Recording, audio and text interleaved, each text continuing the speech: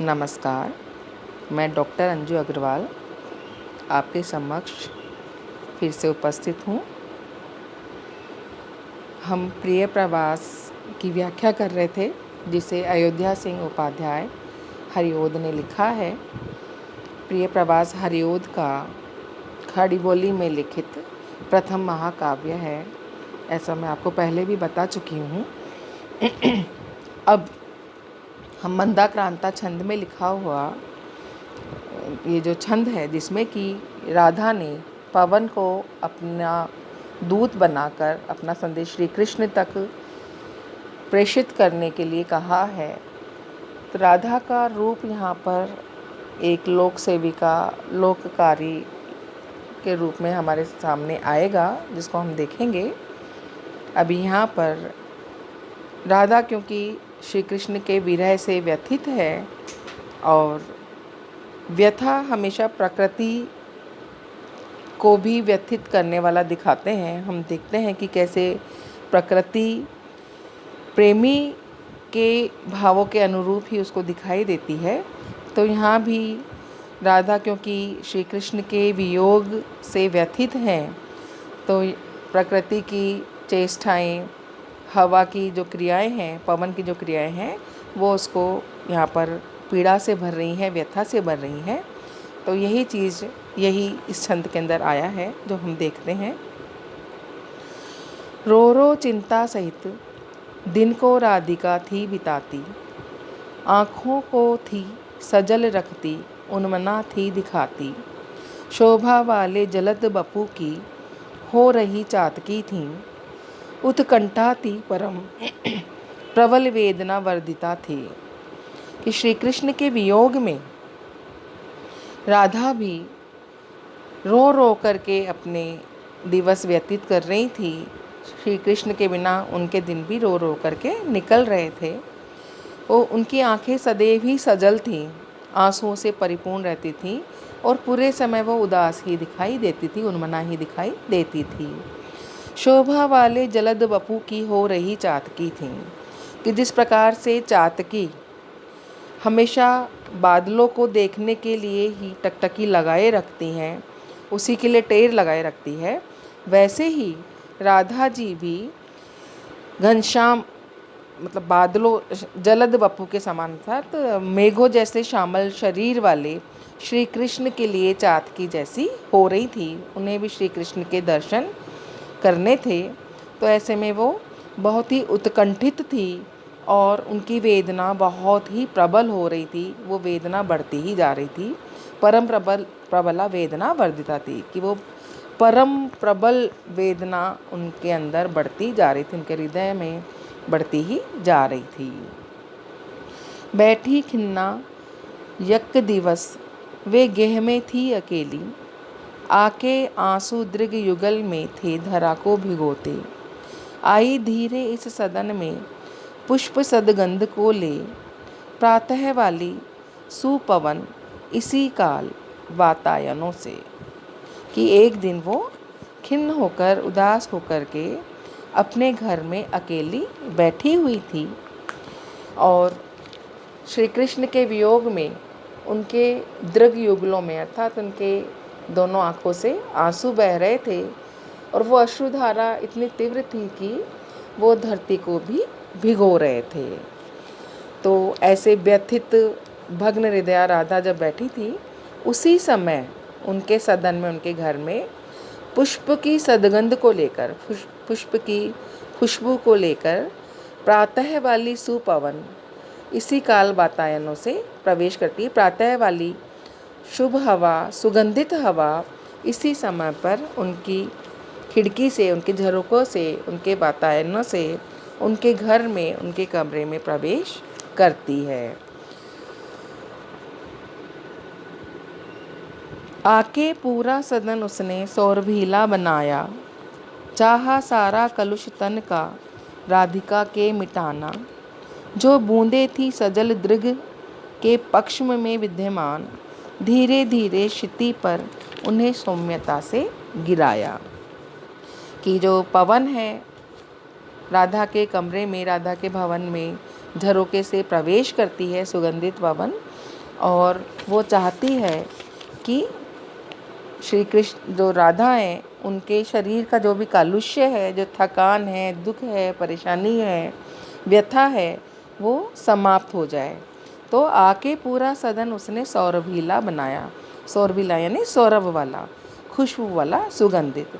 पवन ने राधा का जो घर है, जो सदन है, उसको सुगंधित बनाया, खुशबू वाला बनाया, और ये चाहा कि सारा कलुष तन का राधिका के मिटाना, राधा के शरीर का सारा कलुष समाप्त हो जाए, सारी थकान दूर हो जाए, उनकी सारी व्यथा, उनकी सारी पीड़ा समाप्त हो जाए, जो कि श्री कृष्ण के जाने से उनके शरीर में, उनके मन पर, उनके हृदय में छाई हुई है।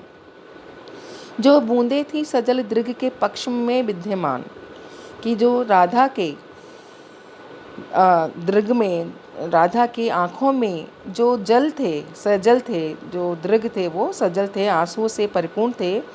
उसके जो पक्ष्म में, उनकी जो बरौनियों में आंसू थे, उन आंसुओं को उन्होंने धीरे धीरे क्षिति पर उन्हें सौम्यता से गिराया, कि धीरे धीरे उन आंसुओं को उन्होंने पृथ्वी पर से धीरे धीरे उनको सुखाया, या समझो उनको गिराया।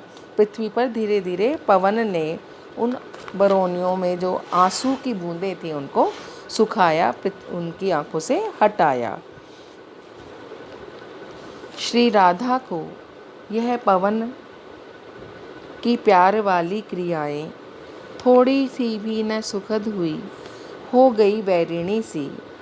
भीनी भीनी महक मन की शांति को खो रही थी, पीड़ा देती व्यथित चित्त को वायु की स्निग्धता थी। कि हालांकि पवन राधा की परेशानी को समाप्त करना चाहती थी, उनकी व्यथा को समाप्त करना चाहती थी, उसकी पीड़ा को हरना चाहती थी, लेकिन वियोगिनी राधा को पवन की ये सुख देने वाली क्रियाएं भी उस समय अच्छी नहीं लगी, क्योंकि वो उस समय वियोग दशा में थी, और वियोग की दशा में किसी भी प्रेमिका को खुद की दशा के अनुरूप ही प्रकृति की चेष्टाएं लगती हैं। तो यहाँ पर पवन की ये जो क्रियाएं हैं, प्यार करने वाली जो क्रियाएं हैं, ये प्यार करने वाली क्रियाएं भी राधा को सुखद नहीं हुई, सुख देने वाली नहीं हुई, और ये भी उनको वैरिणी सी, शत्रु सी ही दिखाई दी। भीनी भीनी महक मन की शांति को खो रही थी। पवन की भीनी भीनी खुशबूदार जो मन को शांति प्रदान करने वाली पवन थी, वो भी उनके मन की शांति को समाप्त कर रही थी, मन को और अधिक उद्विग्न कर रही थी। पीड़ा देती व्यथित चित्त को वायु की स्निग्धता थी, कि वायु की स्निग्धता भी, कोमलता भी राधा के हृदय को, राधा के चित्त को और अधिक व्यथित करने वाली हो रही थी, उनकी व्यथा को और बढ़ा रही थी। क्योंकि इस सौरभीले सुगंधित पवन के साथ में हो सकता है राधा को श्री कृष्ण के साथ व्यतीत किया हुआ मनमोहक समय याद आ रहा, उनकी स्मृति को और अधिक बढ़ा रहा हो। संतापों को विपुल बढ़ता देख के दुखिता हो, धीरे बोली सह दुख उससे श्रीमती राधिका यूं, प्यारी प्रात पवन इतना क्यों मुझे है सताती, क्या तू भी कलुषित हुई काल की क्रूरता से। अब यहाँ पर जो पवन राधा जी का दुख और संताप समाप्त करने आई थी, लेकिन उस दुख और संताप को कम तो हुआ नहीं, उससे राधा का दुख और व्यथा और अधिक बढ़ गई, उसका जो पीड़ा है वो और अधिक बढ़ गई है। तो ऐसे में जो राधा है वो बड़े ही संतापों से, उनके जो संताप है वो बहुत अधिक जब बढ़ गए, उस पीड़ा को जब वो सहन नहीं कर पाई, बहुत अधिक दुखी होकर के, तब धीरे से, बहुत ही दुखी मन से, दुखी हृदय से, धीमी आवाज़ में राधा जो है वो पवन को कहती है कि प्यारी प्रातः पवन इतना क्यों मुझे है सताती। यहाँ पर देखो राधा जो है पवन पर क्रुद्ध नहीं हो रही है, क्रोधित नहीं है, तेज आवाज़ में नहीं, अपितु बहुत ही धीमी आवाज़ में, धीरे से, बहुत ही दुखपूर्ण आवाज़ में बोलती है कि हे प्रिय पवन, तुम मुझे इस व्यथा में और अधिक क्यों सता रही है। ये जो मेरा बुरा समय चल रहा है, जो मैं श्री कृष्ण के बिना काट रही हूँ, इस बुरे समय में क्या तू भी कलुषित हुई है काल की क्रूरता से, कि क्या तू भी काल की क्रूरता से, समय जो मेरे प्रति इतना क्रूर बर्ताव कर रहा है, मेरे लिए इतना क्रूर हो गया है, कठोर हो गया है, तो क्या इस समय के अनुरूप तू भी मेरे लिए कठोर हो रही है, क्रूर हो रही है, कलुष क्या तेरे हृदय में भी काल के समान ही, समय के समान ही, इस नियति के समान ही क्रूरता आ गई है कि इस समय की दुष्टता के प्रभाव से अब तू मुझे दुख दे रही है, परेशान कर रही है, पीड़ा दे रही है, कि क्या समय का प्रभाव तुझ पर भी पड़ गया है। जो मेरा बुरा समय चल रहा है, तो इस बुरे समय से प्रभावित होकर के अब तू भी इस बुरे समय में एक और बुरी क्रियाकलापें जो है वो मेरे सामने दिखा रही है, क्या तू भी दुष्ट हो गई है। तो यहाँ पर हरिओत जी ने प्रकृति का मानवीकरण किया है, पवन को मानव की उस पर चेष्टाएं जो हैं वो उन्होंने मानवीय चेष्टाओं का प्रतिरूपण किया है। तो यहाँ पर मानवीकरण हुआ है, प्रकृति का मानवीकरण, पवन का मानवीकरण यहाँ पर हरिओत जी ने किया है। और हम देख ही रहे हैं कि संयोग काल में प्रेमियों को प्रकृति सुखद लगती है, रम्य लगती है, अच्छी लगती है, वैसे ही वियोग काल में वही प्रकृति उनके दुख को और बढ़ा देती है।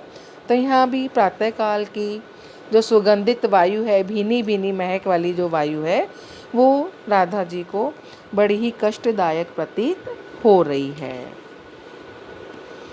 कालिंदी के कल पुलिन पे घूमती, सिक्त होती, प्यारे प्यारे कुसुम चय को चूमती, गंध लेती, तू आती है वहन करती वारी के सीकरों को।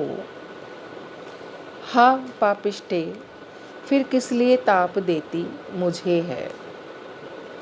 कि अभी वही प्रसंग चल रहा है जिसमें राधा जी पवन से वार्तालाप कर रही हैं और पवन को ही यहाँ पर वो बोल रही हैं, उसी को वायु को ही बात करते हुए कह रही हैं कि तू कालिंदी यमुना नदी के कल सुंदर पुलिन पे घूमती, सिक्त होती हुई, गीली होती हुई, आर्द्र होती हुई, प्यारे प्यारे कुसुम चय को, बहुत सारे पुष्प, प्यारे प्यारे पुष्पों को, फूलों के चय मतलब बहुत सारे समूह को चूमती, गंध लेती कि हे प्यारी पवन, तुम यमुना के सुंदर किनारों पर घूमती हुई उसकी सिक्तता को, उसके गीलेपन को लेती हुई, सिक्त होती हुई और सुंदर सुंदर प्यारे प्यारे पुष्पों को चूमती हुई और उनकी गंध को अपने आप में समाते हुए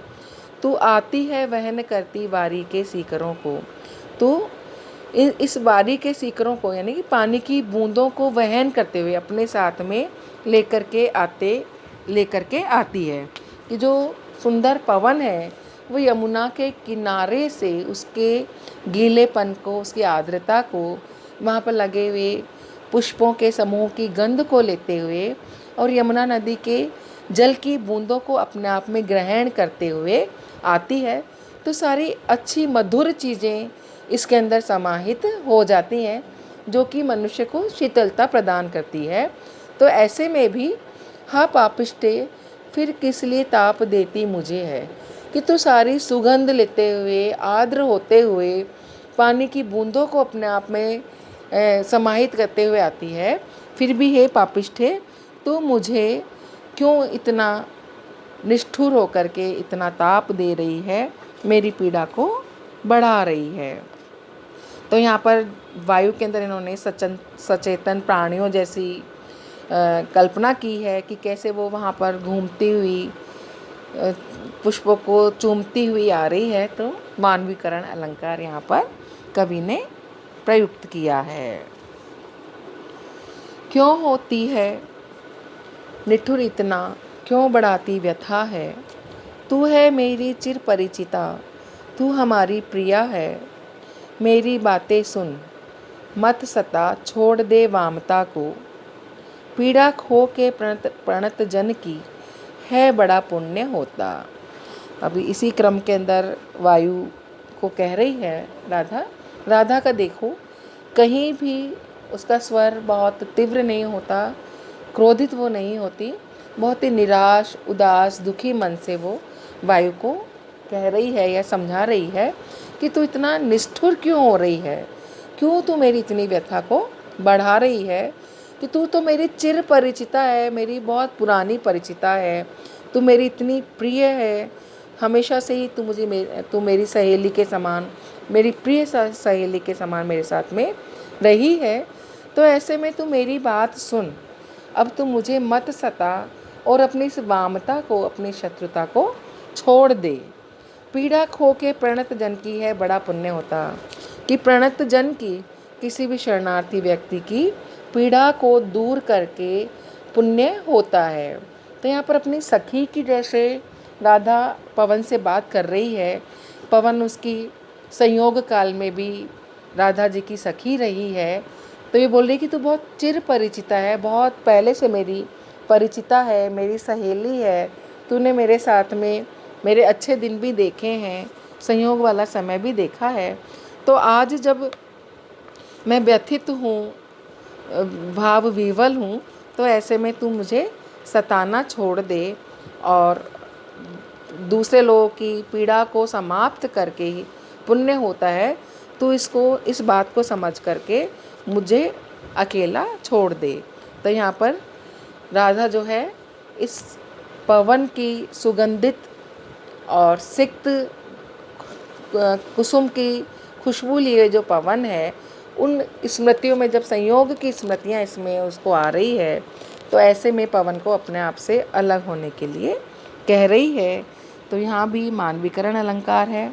आज हम इतना ही करेंगे, इसके आगे हम अगले व्याख्यान में बढ़ेंगे। नमस्कार।